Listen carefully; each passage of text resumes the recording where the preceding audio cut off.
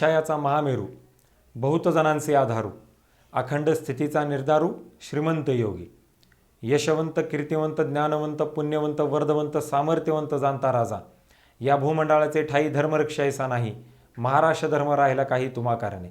सर्वप्रथम छत्रपती शिवाजी महाराजांच्या पावन स्मृतीला मी अभिवादन करतो. त्याचबरोबर भारतरत्न डॉक्टर बाबासाहेब आंबेडकर यांच्याही पावन स्मृतीला मी अभिवादन करतो. दुसऱ्या भारतरत्न डॉक्टर बाबासाहेब आंबेडकर ऑनलाईन व्याख्यानमालेमध्ये उपाध्यक्ष जाधव ग्रुप ऑफ इन्स्टिट्यूट या नात्यानं मी आपल्या सर्वांचं मनापासून खूप खूप स्वागत करतो. शिका, संघटित व्हा, संघर्ष करा.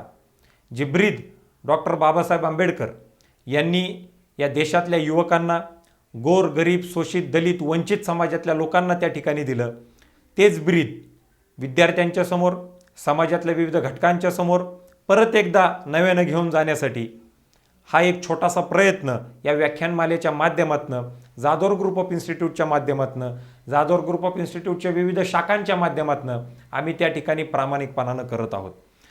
जाधव ग्रुप ऑफ इन्स्टिट्यूट गेल्या 25 वर्षापासून शिक्षण क्षेत्रामध्ये काम करत आहे. एक शिक्षण संस्था चालक म्हणून आपण ज्ञानदानाचं काम करत असताना, शिक्षण देत असताना आमच्या संस्थेचं जर तुम्ही ब्रीद वाक्य पाहिलं तर बल, बुद्धी आणि सद्विचारासाठी शिक्षण, education for strength, intellect and wisdom, या शाळांच्या आणि कॉलेजेसच्या माध्यमातून, शिक्षण संस्थेच्या माध्यमातून बलाचं आणि बुद्धीचं काम हे तर चांगल्या पद्धतीनं होतच असतं, परंतु एक शिक्षण संस्था चालक म्हणून आपली एक बांधिलकी या नात्यानं हे सद्विचारसुद्धा विद्यार्थ्यांना चांगल्या पद्धतीनं त्या ठिकाणी दिले पाहिजेत. ते देण्यासाठी, ते विद्यार्थ्यांकडनं करून घेण्यासाठी अत्यंत विविध कार्यक्रमांचे एक आयोजन आणि नियोजन संस्थेच्या माध्यमातून संवेदनशीलपणानं मागच्या 25 वर्षापासून त्या ठिकाणी अत्यंत चांगल्या पद्धतीनं केलं जातं, हे मला या ठिकाणी अभिमानानं सांगावं असं वाटतं. शैक्षणिक, सामाजिक, आर्थिक, औद्योगिक, कला, क्रीडा, राजकीय अशा प्रत्येक क्षेत्रातला कार्यक्रम या संस्थेच्या माध्यमातून आपण विद्यार्थ्यांच्या समोर वेळोवेळी आपण त्या ठिकाणी घेऊन जातोय.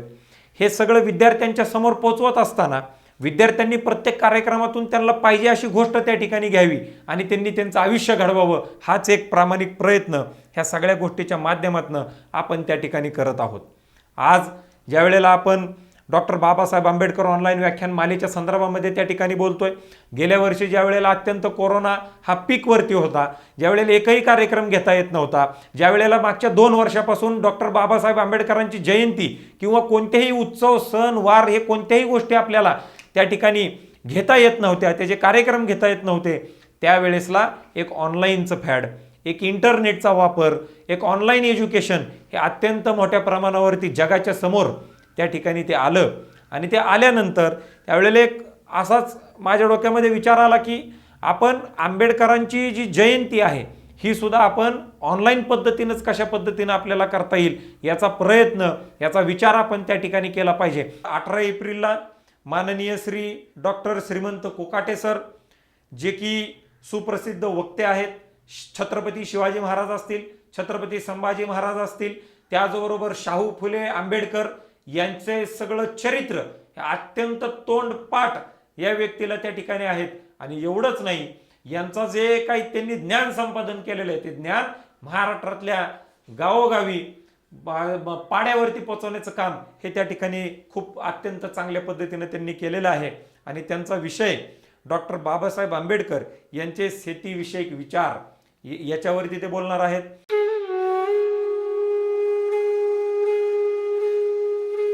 डॉक्टर श्रीमंत कोकाटे शिवचरित्राचे अभ्यासक आणि शिवव्याख्याते म्हणून महाराष्ट्राला श्रीमंत कोकाटे यांची ओळख आहे. तसेच इतिहासाविषयीचे संशोधन करताना चुकीच्या गोष्टींना ठामपणे विरोध करून योग्य गोष्टी समाजासमोर आणण्याचे धाडस त्यांनी वेळोवेळी दाखवले आहे.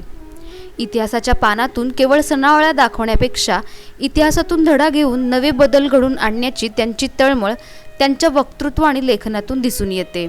छत्रपती शिवरायांच्या कार्यकर्तृत्वाचा सार्थ अभिमान बाळगतानाच इतिहासाविषयी अभ्यासू दृष्टिकोन त्यांच्या व्यक्तिमत्वातून दिसून येतो. त्यामुळेच त्यांनी PhD साठी शिवचरित्र हा विषय निवडला. प्रमुख शिवचरित्र लेखनातील विविध विचार प्रवाहांचा चिकित्सक अभ्यास यावर त्यांनी आपले संशोधन पूर्ण केले आहे. तसेच इतिहास संशोधनाशी संबंधित 5 विविध विषयांमध्ये डिप्लोमा पूर्ण केला आहे. तसेच इतिहास विषयातूनच त्यांनी सेट पूर्ण केले आहे. समाजामध्ये घडणाऱ्या विविध घटनांची ते बारकाईने दखल घेतात आणि समाजाला दिशा देण्याचा प्रयत्न करतात. त्यामुळेच विविध वृत्तवाहिन्यांवर ते सातत्याने आपल्याला दिसतात. एका वृत्तवाहिनीवर त्यांनी 2015 साली सलग 30 दिवस प्रवचनातून प्रबोधन केले आहे. केवळ विद्यापीठीय अभ्यास करून न थांबता इतिहासाविषयीचे आपले आकलन त्यांनी विविध भाषणांमधून मांडले आहे. हा त्यांच्या व्यक्तिमत्वाचा एक वेगळा पैलू म्हणावा लागेल. त्यामुळेच देशभरातून विविध ठिकाणी त्यांना वक्ता म्हणून आमंत्रित करण्यात आले आहे. त्यामध्ये दिल्ली, कर्नाटक, हरियाणा, गोवा या राज्यांचा समावेश आहे. दुबईतील शिवजयंतीमध्ये त्यांनी प्रमुख वक्ता म्हणून आपले विचार मांडले आहेत. श्रीमंत कोकाटे यांनी आजपर्यंत सुमारे 4000हून अधिक भाषणे दिली आहेत. हा एक प्रकारचा विक्रमच असला तरी त्यातून त्यांची शिवचरित्राविषयीची असणारी आवड, श्रद्धा आणि निष्ठाच दिसून येते. विविध विद्यापीठांतील व्याख्यानाबरोबरच साहित्य संमेलनामध्ये त्यांनी वक्ता म्हणून साहित्यिक विश्वही गाजवले आहे. डॉक्टर श्रीमंत कोकाटे यांनी विविध पुस्तकांचे लेखन केले आहे. त्यामध्ये छत्रपती शिवाजी महाराज, छत्रपती संभाजी महाराज, शिवाजी राजांचे खरे शत्रू कोण, मराठा आरक्षणाचे क्रूर राजकारण, शिवरायांच्या बदनामीचे खंडन, लढा विचारांचा, छत्रपती शिवाजी महाराज सचित्र चरित्र या पुस्तकांचा समावेश आहे. परखडपणे आपले विचार मांडणाऱ्या श्रीमंत कोकाटे यांची दखल विविध संस्थांनी, संघटनांनी घेतली आहे. त्यामुळेच त्यांच्या कार्याचा सन्मान त्यांना विविध पुरस्कार देऊन करण्यात आला आहे. त्यांना शिवाजीराव डिसले पुरस्कार, राजे मल्हारराव होळकर प्रतिष्ठानचा छत्रपती संभाजीराजे पुरस्कार, मराठा समाजभूषण पुरस्कार, डॉक्टर पंजाबराव देशमुख शिक्षक पुरस्कार, अखिल भारतीय मराठी साहित्य संमेलनाचा संत तुकाराम महाराज पुरस्कार, राष्ट्रसेवा समूहाचा साहित्यरत्न अण्णाभाऊ साठे पुरस्कार, डॉक्टर शंकरराव चव्हाण पुरस्कार प्रदान करण्यात आला आहे. डॉक्टर श्रीमंत कोकाटे यांच्या अभ्यासपूर्ण वाटचालीस जाधवर इन्स्टिट्यूटच्या हार्दिक शुभेच्छा.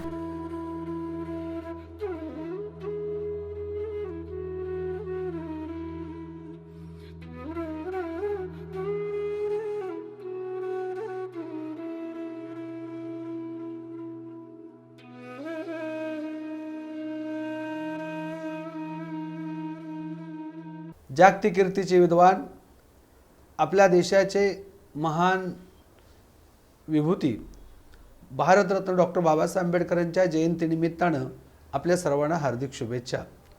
बाबासाहेब आंबेडकरांच्या जयंतीच्या निमित्तानं जाधवर ग्रुप ऑफ इन्स्टिट्यूशन या संस्थेअंतर्गत doctor Sudhakar Jadhavar sir social and educational ट्रस्टच्या वतीनं एका सुंदर व्याख्यानमालेचं आयोजन करण्यात आलेलं आहे.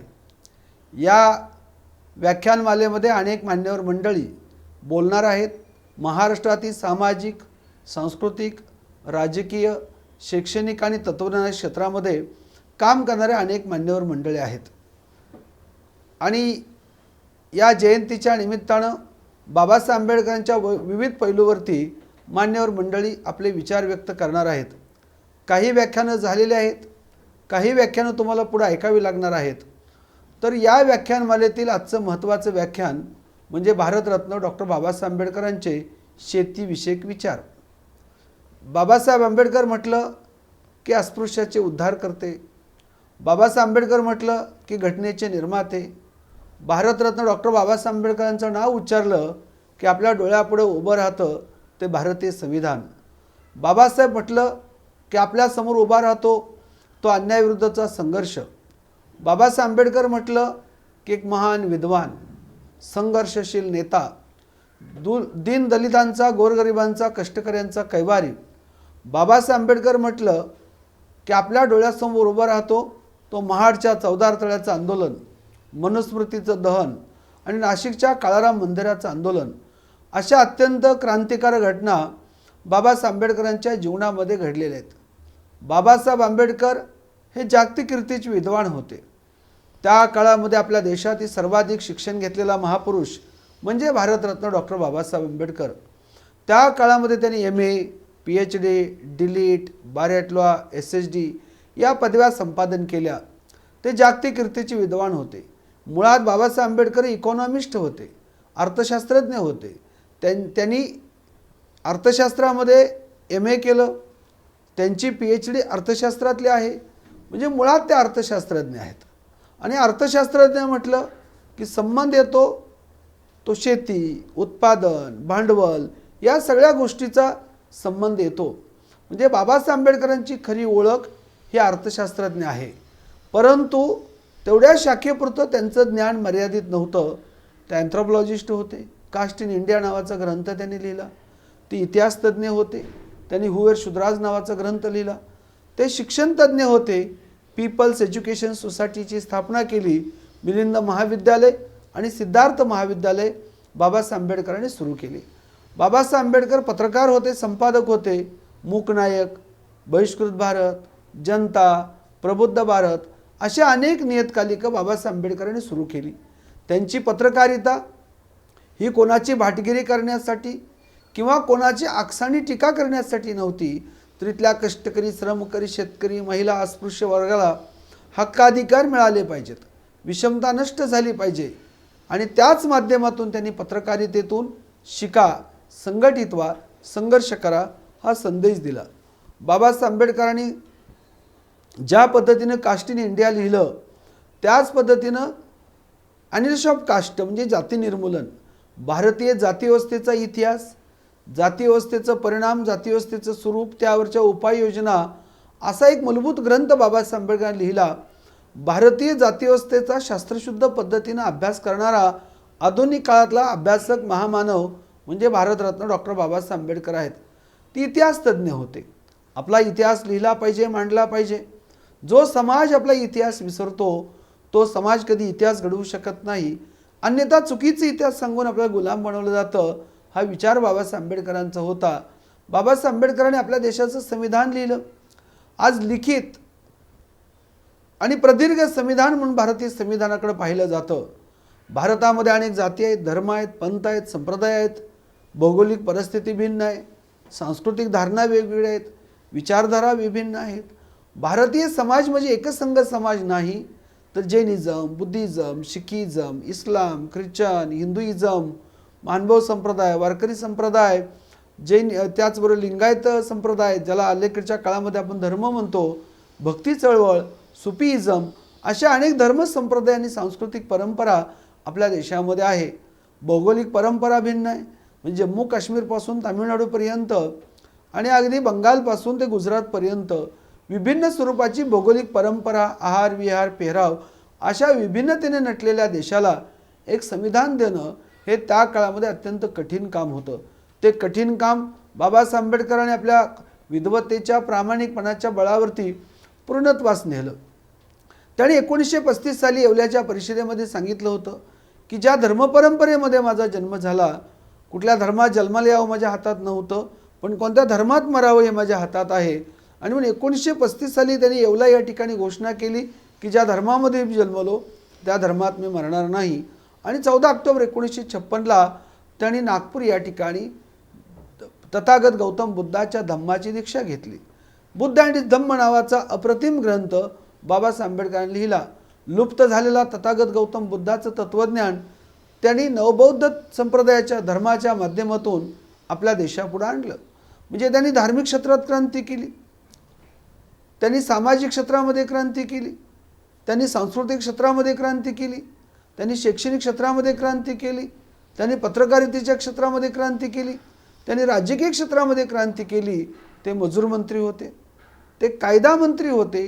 शेड्यूल्ड कास्ट फेडरेशनची स्थापना त्यांनी केली. RPI म्हणजे रिपब्लिकन पार्टी ऑफ इंडिया हे त्यांचं राजकीय खूप मोठं स्वप्न होतं. त्यांना अकाली 6 डिसेंबर 1956ला त्यांचं महापरिनिर्वाण झालं. त्यामुळे राजकीय त्यांना आणखीन खूप क्रांती करायची होती, त्यांना त्यासाठी उसंत मिळाली नाही. पण जेवढ्या आयुष्यामध्ये त्यांना जे करता आलं ते त्यांनी सगळं केलं. एक व्यक्ती एका आयुष्यामध्ये किती क्षेत्रामध्ये काम करू शकतो याचं मूर्तिमंत उदाहरण म्हणजे भारतरत्न डॉक्टर बाबासाहेब आंबेडकर आहेत. त्यांनी अनेक क्षेत्रामध्ये काम केलं, पण शेती क्षेत्रामध्ये त्यांनी केलेलं काम अद्वितीय आहे, असामान्य आहे, लोककल्याणकारी आहे आणि आपल्या देशाला दिशादर्शक आहे. बाबासाहेब आंबेडकरांनी शेतकऱ्यांचे उद्धारकर्ते बाबासाहेब आंबेडकर, अस्पृश्यांचे, दलितांचे कैवारी बाबासाहेब सर्वांना माहिती आहेत. महिलांचे उद्धारकर्ते बाबासाहेब आंबेडकर आपल्याला सर्वांना माहिती आहेत. पण शेतकऱ्यांचे उद्धारकर्ते बाबासाहेब, शेतकऱ्यांचे कैवारी भारतरत्न डॉक्टर बाबासाहेब आंबेडकर ही ओळख अनेक लोकांना माहिती नाही. शेतकऱ्यांच्या हक्काधिकारासाठी त्यांनी संघर्ष केला. म्हणून बाबासाहेब आंबेडकरांचे शेतीविषयक विचार आज देखील प्रगल्भ आहेत, आज देखील प्रेरणादायक आहेत आणि आपल्या देशासाठी आणि देशातील शेतकऱ्यांसाठी शासन व्यवस्थेसाठी सुद्धा दीपस्तंभासारखे आहेत. भारतीय शेती तोट्यात आहे. भारतीय शेतकऱ्यांच्या श्रमाला मूल्य नाही. भारतीय शेतकरी अत्यंत हालाकीचे जीवन जगत आहे. विशेषतः 1991 नंतर भारतीय शेतकऱ्यांच्या आत्महत्या वाढलेल्या आहेत. 1990 पूर्वीचा जर का तुम्ही अभ्यास केला, गरिबी होता, दुष्काळ होता, जलसिंचनाच्या अत्याधुनिक सुविधा त्या काळामध्ये नव्हत्या. जी काही शेतीमध्ये हरित क्रांती झाली, औषध आली, बी बियाणं आली, खतं आली, तशा प्रकारची सुविधा 1990 पूर्वी आपल्याकडे अत्यल्प प्रमाणामध्ये होत्या. 90 नंतर शेती क्षेत्रामध्ये मोठी क्रांती झाली. मग 90 नंतरच आत्महत्याला सुरुवात का झाली? आज आपल्या देशामध्ये लाखो शेतकऱ्यांनी आत्महत्या केलेल्या आहेत. जगाला जगवणारा शेतकरी, इतरांना अन्न देणारा शेतकरी, स्वतः कमी कपडे घालून, स्वतः शिळी भाकरी भाजी चटणी खाऊन शहरामध्ये राहणाऱ्या लोकांसाठी दूध, दुभतं, दही, तूप, पाले, भाज्या, फळं पाठवणारा शेतकरी अत्यंत हालाकीचं जीवन का जगत आहे, याचं आत्मचिंतन करणं अत्यंत गरजेचं आहे. आणि याबाबतचं चिंतन भारतरत्न डॉक्टर बाबासाहेब आंबेडकरांनी केलं. बाबासाहेबांनी ज्या पद्धतीनं अस्पृश्यांसाठी आवाज उठवला, महिलांसाठी आवाज उठवला, अल्पसंख्याकांसाठी आवाज उठवला, असंघटित कामगारांसाठी आवाज उठवला, त्याच पद्धतीनं शेतकऱ्यांसाठी सुद्धा आवाज उठवला. बाबासाहेब आंबेडकर भारतीय शेती व्यवस्था आणि शेतकरी शेतमजूर यांच्यासाठी बाबासाहेब आंबेडकरांनी प्रबंध लिहिला, एक थेसिस लिहिला आहे. अत्यंत महत्त्वपूर्ण थेसिस आहे. 1918 साली त्यांनी तो लिहिला. तरुण वयाचे बाबासाहेब आंबेडकर होते. Small holdings in India and their remedies, म्हणजे भारतीय शेतीच्या समस्या आणि त्यावरच्या उपाययोजना, असा त्यांचा प्रबंध आहे. आता आपण 2022 सालामध्ये आलेलो आहोत. 1918 साली त्यांनी प्रबंध लिहिला, म्हणजे 104 वर्ष त्या प्रबंधाला पूर्ण झालेले आहेत. बाबासाहेब आंबेडकर 4 भिंतीच्या आत बसून लिहिणारे केवळ लेखक नव्हते, तर रस्त्यावरती उतरून हक्क अधिकाराची लढाई लढणारे लढवय्ये अभ्यासक होते, लढवय्ये संशोधक होते. बाबासाहेब आंबेडकर काय म्हणतात की भारतीय शेतीची समस्या काय आहे? तर भारतीय शेतीची समस्या ही आहे की स्मॉल होल्डिंग्स, म्हणजे छोटे छोटे तुकडे. आता छोटे छोटे तुकडे का होतात? जमिनीची विभागणी का होते, विभाजन का होतं? तर त्याचं कारण वारसा हक्क एक कारण नव्हे, तर वारसा हक्काला बाबासाहेब आंबेडकर स्वीकारतात. हिंदू धर्मव्यवस्थेमध्ये वारसा हक्क हा महत्त्वपूर्ण आहे आणि वारसा हक्कामुळं त्या परंपरागत जमिनी शेतकऱ्याकडे राहिलेल्या आहेत. तुकडा पडण्याचं कारण, विभाजन होण्याचं कारण केवळ वारसा हक्क नाही, तर महत्त्वाचं कारण बाबासाहेब आंबेडकर सांगतात पॉप्युलेशन. भारतामध्ये अमर्याद वाढलेली लोकसंख्या. आता बाबासाहेब आंबेडकरांचा मृत्यू 1956ला झाला. 6 डिसेंबर 1956ला त्यांचं महापरिनिर्वाण झालं. आज आपण 2022 मध्ये आहोत. 56 साली भारताची लोकसंख्या किती होती? साधारणतः असेल 40-45 कोटी.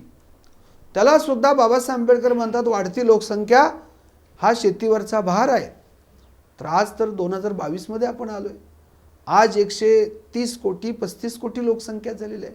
आजच्या परिस्थितीमध्ये बाबासाहेब आंबेडकरांनी काय भाष्य केलं असतं याची आपण कल्पना करायला पाहिजे. म्हणजे ज्या काळामध्ये आपल्या देशाची लोकसंख्या सुमारे 40-45 कोटी होती, त्यावेळी बाबासाहेब आंबेडकर म्हणतात की वाढती लोकसंख्या हा भूमीवरचा खूप मोठा अधिभार आहे.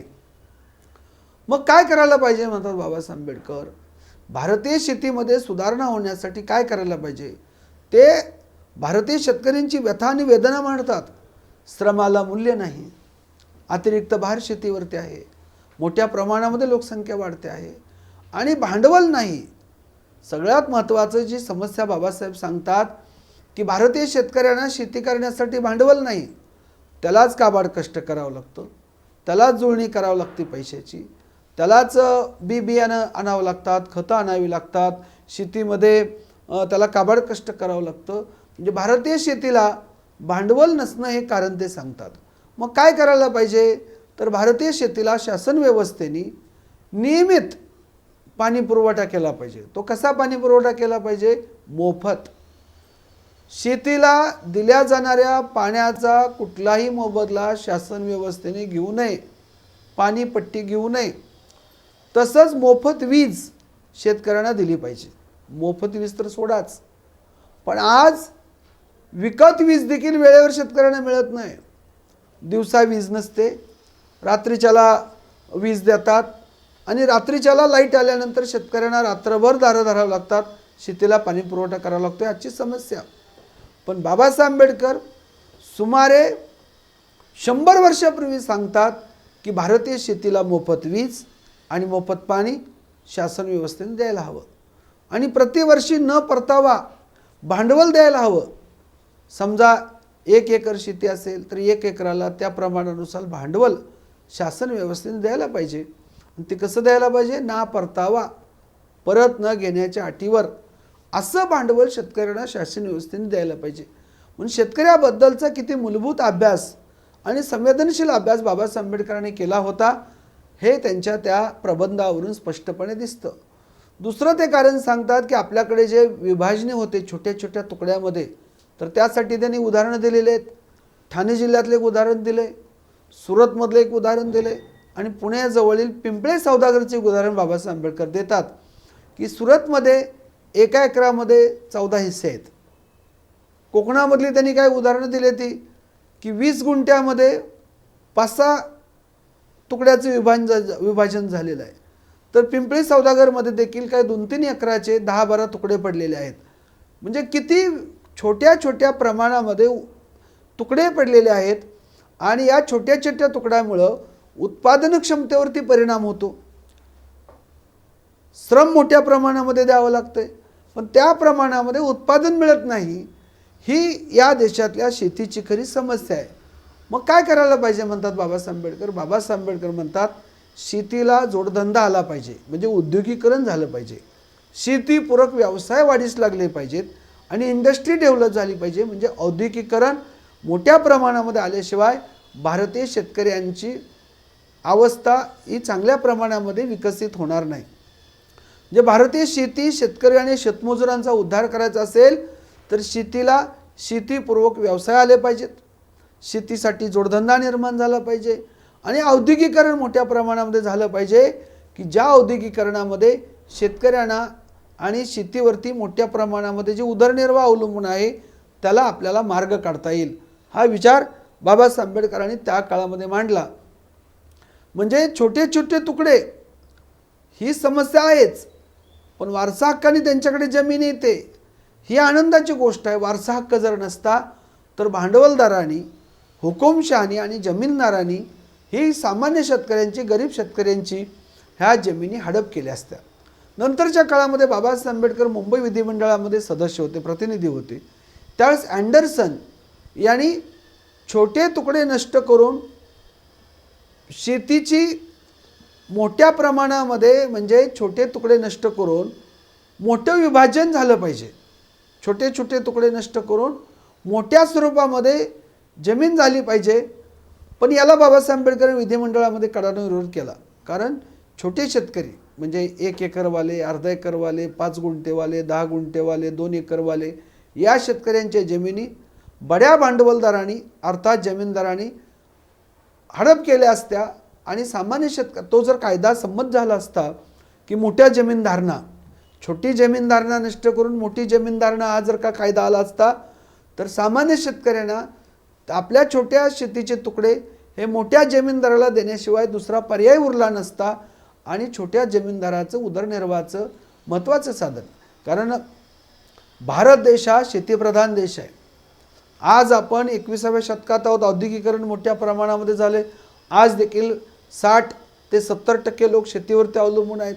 बाबासाहेब आंबेडकरांनी ज्या काळामध्ये हा विचार मांडला 1918ला, त्यावेळेस तर 95% लोक शेतीवरतीच अवलंबून होते ना. तर त्या काळामध्ये जर का छोटे तुकडे मोठ्या तुकड्यामध्ये विलीन झाले असते तर सामान्य शेतकऱ्यांच्या उदरनिर्वाहाचं मोठं माध्यम नष्ट झालं असतं. बाबासाहेब आंबेडकरांनी विधिमंडळामध्ये असताना या अँडरसनच्या धोरणाला विरोध केला आणि त्याच दरम्यान साधारणतः 1937 साली ते विधिमंडळामध्ये असताना खोती पद्धती नष्ट करण्याचं विधेयक त्याने आणलं. महाराष्ट्रामध्ये विशेषतः मुंबई इलाक्यामध्ये कोकणामध्ये खोती पद्धती होती. खोती पद्धती काय? भारतामध्ये ब्रिटिश काळामध्ये म्हणजे आधुनिक काळाच्या पूर्वार्धामध्ये दोन पद्धतीच्या शेती धारणा होत्या, शेती पद्धती होत्या. एक रयतवारी पद्धती आणि दुसरी जमीनदारी पद्धती. रयतवारी पद्धतीमध्ये काय होतं तर सामान्य शेतकरी याचा संबंध थेट शासन व्यवस्थेत होत होता. तो त्याचा महसूल थेट शासन व्यवस्थेमध्ये भरत होता. परंतु जमीनदारी पद्धतीमध्ये काय होतं तर सामान्य कुळांनी, सामान्य शेतकऱ्यांनी शेतसारा हा जमीनदाराकडे द्यायचा आणि जमीनदार तो शासन व्यवस्थेमध्ये भरणार.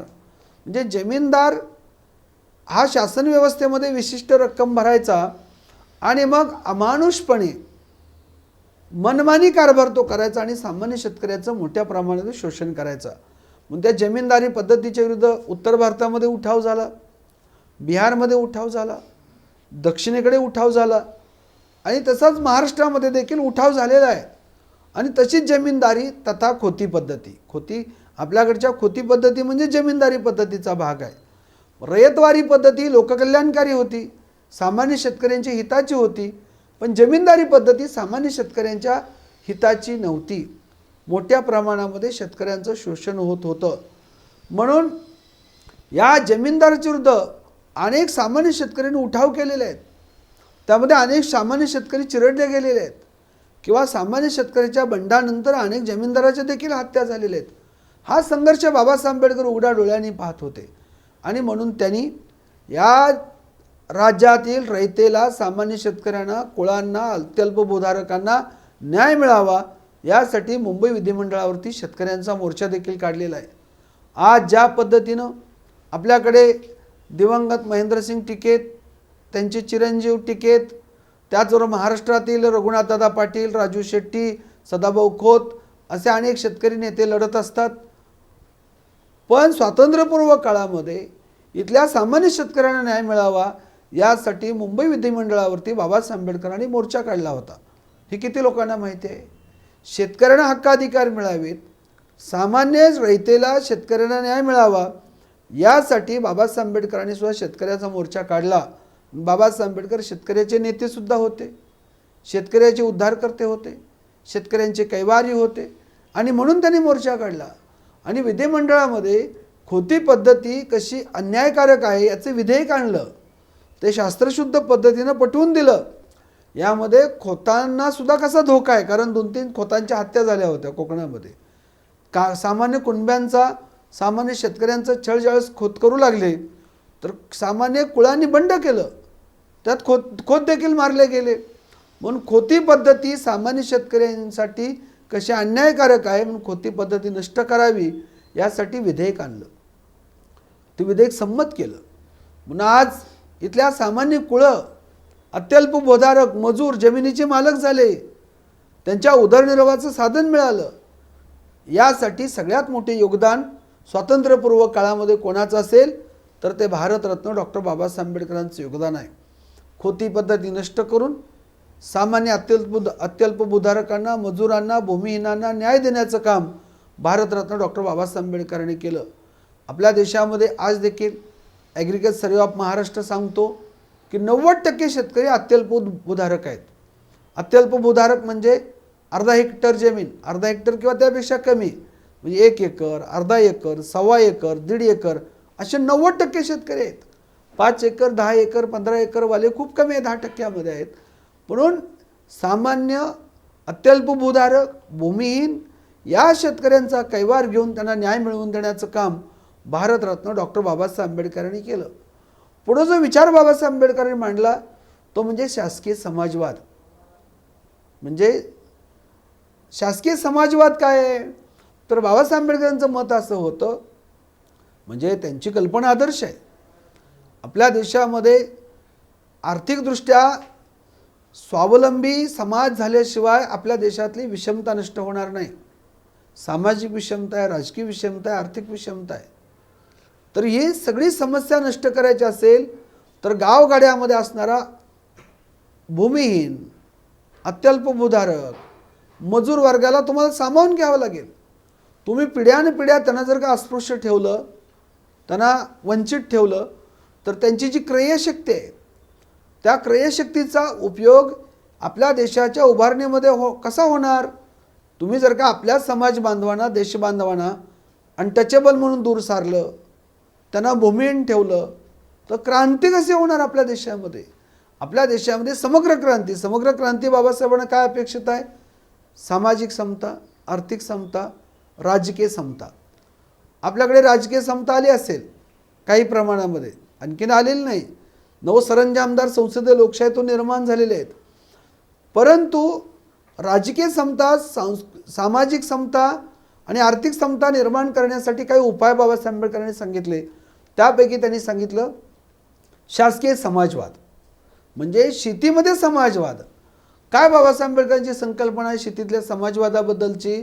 तर बाबासाहेब आंबेडकर म्हणतात, समजा एक गाव आहे, आपल्या गावामध्ये अनेक जाती धर्माचे लोक राहतात, तर सरकारने सगळी जमीन ताब्यात घ्यायची. काय गावाच्या शिवारामध्ये जेवढी जमीन असेल ती सगळी शासनाने ताब्यात घ्यायची आणि शासनाने कसायची ती. आणि गावातल्या सगळ्या लोकांना त्या शेतीमध्ये, म्हणजे गावगाड्यामध्ये असणारे सगळ्या जाती धर्माचे लोक, त्यांना शेतीमध्ये कामगार म्हणून ठेवायचं. तिथं भेदभाव नाही. आणि मग सर्वांना समान त्याचा हिस्सा द्यायचा. शासनाला जो कर जाईल तो कर भरून उरलेलं जो उत्पन्न आहे ते गावातल्या सर्वांना समान वाटप करायचं. समजा 10,000 पोती ज्वारी झाली, 10,000 पोती, त्यातली 2,000 पोती ज्वारी शासनाला रेव्हेन्यू म्हणून गेला, शेतसारा. त्यात राहिलेली 8,000 पोतीची ज्वारी आहे, ती 8,000 पोती ज्वारी गाववाल्याला वाटून द्यायची, सगळ्याला समान. त्यामुळे बाबासाहेब आंबेडकर काय म्हणतात, कोणी जमीनदार राहणार नाही, कोणी भूमिहीन राहणार नाही, कोणी मजूर राहणार नाही. ही आर्थिक विषमता नष्ट होईल आणि त्याबरोबरच सामाजिक समतासुद्धा निर्माण होण्यासाठी चालना मिळेल. कारण आपण सर्वजण समान आहोत. आपल्या गावची शेती सर्वांच्या मालकीची आहे. आपण समान कष्ट करतो, आपल्याला समान उत्तर मिळतं. हे समानतेची भावना निर्माण करण्यासाठी शासकीय समाजवाद, शेतीतला शासकीय समाजवाद बाबासाहेब आंबेडकरांनी मांडला. म्हणजे बाबासाहेब आंबेडकरांचं शेतीविषयक धोरण हे लोककल्याणकारी होतं, गोरगरिबांच्या हिताचं होतं, ते रयतेच्या हिताचं होतं. छत्रपती शिवाजी महाराज ज्या पद्धतीनं म्हणाले होते की शेतकऱ्यांच्या गवताच्या काडीची देखील अभिलाषा बाळगू नका, शेतकऱ्यांच्या गवताची काडी देखील हिरावून घेऊ नका, भाजीच्या देठाला देखील हात लावू नका. आणि शिवाजी महाराज म्हणाले होते, आपल्या राज्यातील कुठलाही गरीब उपाशीपोटी झोपता कामा नये, ज्याचा त्याचा अधिकार ज्याला त्याला मिळाला पाहिजे. ही छत्रपती शिवाजीराजांची भूमिका होती. शिवाजीराजांच्या पावलावरती पाऊल टाकून शेती क्षेत्रातील विचार मांडले ते बाबासाहेब आंबेडकरांनी मांडले. बाबासाहेब आंबेडकरांचे विचार आपल्या भारतीय शेतीसाठी अत्यंत उपयुक्त आहेत, अत्यंत क्रांतिकारक आहेत. शेती देशातल्या सर्व जनतेच्या मालकीची झाली पाहिजे. शेतीला जोडधंदा आला पाहिजे. औद्योगिकरण वाढलं पाहिजे. शेतीसाठी मोफत वीज आणि मोफत पाणी शासन व्यवस्थेने कायमचं दिलं पाहिजे आणि शेतीतला समाजवाद आणला पाहिजे. हे बाबासाहेब आंबेडकरांचे शेतीविषयक विचार होते. असा शेतकऱ्यांचा कैवारी, शेतकऱ्यांचा सखा, शेतकऱ्यांच्यासाठी आवाज उठवणारा, शेतकऱ्यांसाठी मोर्चा काढणारा, केवळ लेखन करून नव्हे तर विधिमंडळामध्ये रस्त्यावरचा संघर्ष शेतकऱ्यासाठी करणारा, शेतीमालाला उत्पादन खर्चावरती आधारित भाव मिळाला पाहिजे. बाबासाहेब आंबेडकरांच्या शेतीविषयक विचारांची जर का अंमलबजावणी झाली तर भारतात कुठलाही शेतकरी आत्महत्या करणार नाही. आर्थिक विषमता नष्ट होईल. तर आर्थिक विषमता नष्ट झाली तरच आपल्याकडे सामाजिक समता आणि राजकीय समता येणार आहे. आज काय चालू आहे? श्रीमंत श्रीमंत होत आहे, गरीब गरीब होत आहे. कोट्यावधी रुपयाची मालमत्ता, त्याचे केंद्रीकरण होत आहे. का केंद्रीकरण होत आहे? गरीब गरीब का होत चालला आहे? शेतकरी का आत्महत्या करतोय? शेतीमालाला उत्पादन खर्चावरती आधारित भाव नाही. तर या सगळ्या समस्याचं निराकरण बाबासाहेब आंबेडकरांचे शेतीविषयक विचार करतात. म्हणून बाबासाहेब आंबेडकरांचा जो ग्रंथ आहे 1918 साली लिहिलेला ग्रंथ आहे. तर बाबासाहेब आंबेडकर फक्त साधारणतः 27 वर्ष वय होतं त्यांचं. त्यांचा जन्म 14 एप्रिल 1891चा, त्यांचा मृत्यू 6 डिसेंबर 1956ला झाला. 65 वर्षाचं आयुष्य लाभलं. त्याने अनेक ग्रंथ लिहिले, त्यापैकी त्यांचा small holdings in India and their remedies, भारतातील शेतीच्या समस्या आणि त्यावरती उपाययोजना, हे विचार बाबासाहेब आंबेडकरांनी त्या पुस्तकामध्ये मांडलेले आहेत. जसं बाबासाहेब आंबेडकरांनी who were Shudras, riddles thoughts of Pakistan, problem of अनिशम caste, constitution of India, Buddha and his Dhamma, what Congress and Gandhi have done to untouchables, caste in India, असे अनेक ग्रंथ लिहिले. तसंच बाबासाहेब आंबेडकरांनी small holdings in India and their remedies, हा भारतीय शेती समस्या, शेतमजूर आणि त्यावरच्या उपाययोजना, हा देखील ग्रंथ बाबासाहेब आंबेडकरांनी लिहिलेला आहे.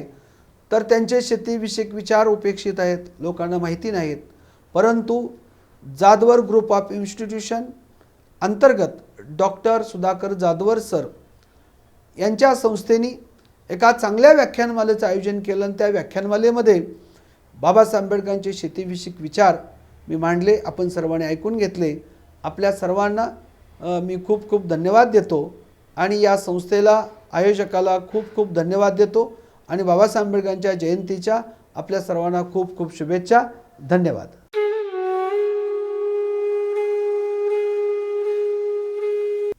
नमस्कार. दुसरी भारतरत्न डॉक्टर बाबासाहेब आंबेडकर ऑनलाईन व्याख्यानमाला सुरू झालेली आहे.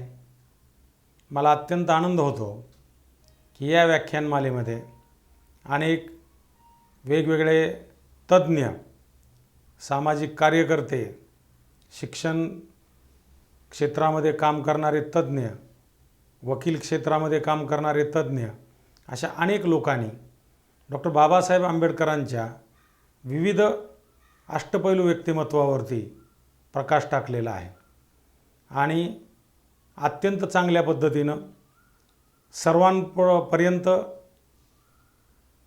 डॉक्टर बाबासाहेब आंबेडकरांचे विचार पोचावेत, वेगवेगळे पैलू लोकांना माहीत व्हावेत, हा या व्याख्यानमालेचा आणि त्याच्या मागचा उद्देश आहे.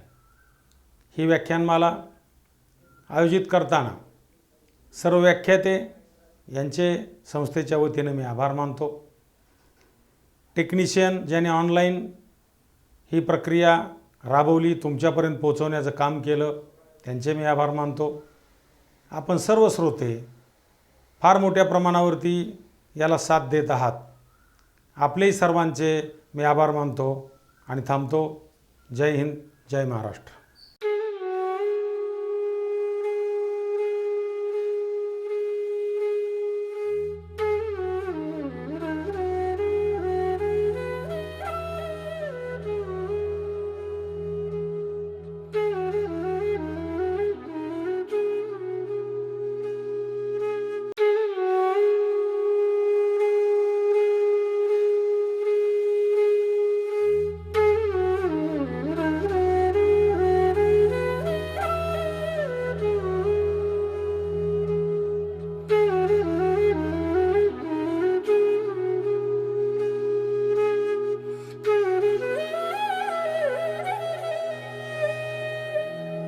Thank you.